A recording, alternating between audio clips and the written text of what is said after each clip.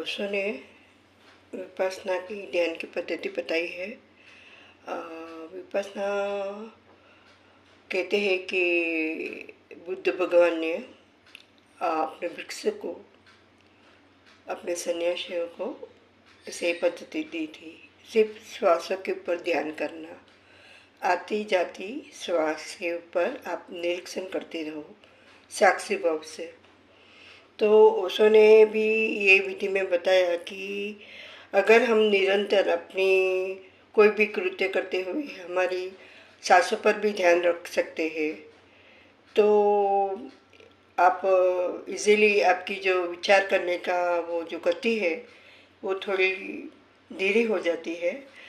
और जब भी ये हमारी समझो यूज़ तो हो गए हैं श्वासों के ऊपर ध्यान करने को, तो जब भी हमारी श्वास देखो, जब भी हम प्राण हमारा निकलता है, जैसे में शरीर छूटने के करीब ऐसे मरणासन है मतलब में, तो जो अगर हमने सांसों के ऊपर हमारी ध्यान की वो आदत रही है करने की, तो वो जब भी श्वास छूटेगी, तो जब भी श्वास बंद हो जाती है, हृदय को शरीर के अंदर भीतर श्वास जाने का नहीं होता है, आखिरी श्वास है समझो।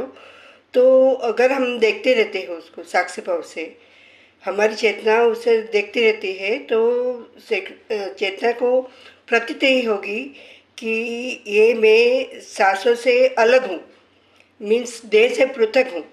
चेतना अपने आप को निरीक्षण कर पाती है कि मैं तो शरीर से पृथक हूँ। तो ये बहुत ही गहरी बात है। अभी तो मैं जब भी अपना प्राण छोड़ेगी तभी मुझे पता चलेगा कि हाँ रियली मैं पृथक हूँ। लेकिन बस अभी मुझे एकदम ध्यान में आया कि ये बात तो बहुत ही महत्वपूर्ण है कि सिर्फ सांसों की गति पर ध्यान करने से इजीली आप वो मीन्स ये तो साधना है पूरी। और ओशो ने भी कहा कि जो चेतना है वो पहले तो कली की रूप में होती है, मतलब उसकी अवस्था, चेतना की अवस्था बीज रूप में होती है, फिर कली होती है, फिर धीरे धीरे धीरे फूल बनती है, फिर वो और भी फूल वो करने को सक्षम होती है, मतलब में मीन्स दूसरे को जगा सकती है, दूसरे के सामने वाले में प्राण संचार कर सकती है। तो थोड़ा मैं घणूं तेरा तुझको अर्पण क्या लागे मेरा ओम।